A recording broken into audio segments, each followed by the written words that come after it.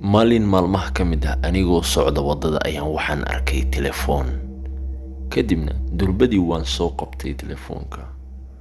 Waa uu jajabsanaa, inkastoo laakiin uu daarmi waayey. Waxay ahayd xilli galab ah. Ugu dambeyntii waxaan imid guriga oo telefoonkii sidaas ayaan jaajar ku geliyey.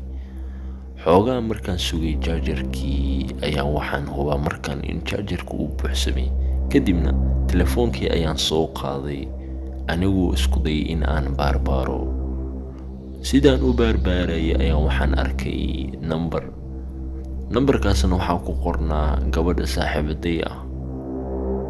Malaha waxaan isdhahay qofkan telefoonka ku dhumay gabadha saaxiibadiis waaye. Sidaas ayaan ku wacay laakiin waa laga qaban waayey. Xilli dambe oo habeen ayaa lagu gaaray oo 6 saac habeenimo ah.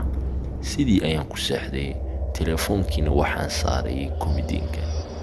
Cabaar markii aan 2 daqiiqo kadib waxa ii soo dhacay message. Kadibna waan fiiriyey. Waxa la ii soo qoray maxay tahay sababta telefoonka u qaadatay.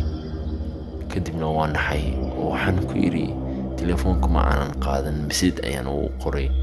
Iman ku haya way iga soo doonan kartaa. Kadibna halkii joogta ayuu dhahay. Waxaan ku dhahay gurigeyga, address nambarkeyga ayaan tilmaamay. Kadibna waxaan dareemay in albaabka si xooggan loo soo gargaraacay. Aad iyo aad baan u shakiyay oo waan fajacay. Durbadii sariirta ayaan ka soo istaagay anigoo rabo inaan isku dayo qofkan albaabka gargaraacay inaan fiiriyo. Ugu dambeyntii qayb yar oo albaabka ayaan fiiriyay, cidna ma aysan istaagsanayn. Markaan waxaan isdhahay qofkan agtaada ayuu jooga. Aad iyo aad ayaa cabsi ii gashay. Weliba wuxuu ii soo qorayay message aan ka naxo. Kadibna waxaan ku dhahay halkii ayaad joogtaa adiga. Wuxuu ii soo qoray waxaan joogaa agtaada. Aad iyo aad ayaan u naxay. Markaan ay markii xaadeedii istaagtay waxa ii furnaa albaabka oo qayb kale ah. Kadibna sidii ayaan ku soo xirtay. Markaan albaabka soo xiray ayaan waxaan dareemay in meesha dhan xaaladdu isbedeshay. Telefoonkii ayaan isku dayay inaan waco laakiin waan wici waayey. Xoogaa markaan sugay ayaan waxaan dareemay in liigu dhigirabo oo kale gacmo waaweyn ayaa garbeyga qabtay. Markaas ayaa igu meel dambeysay.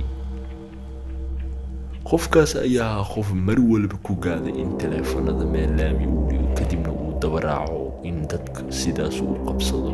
Anigana markaa ayaa igu dambeysay.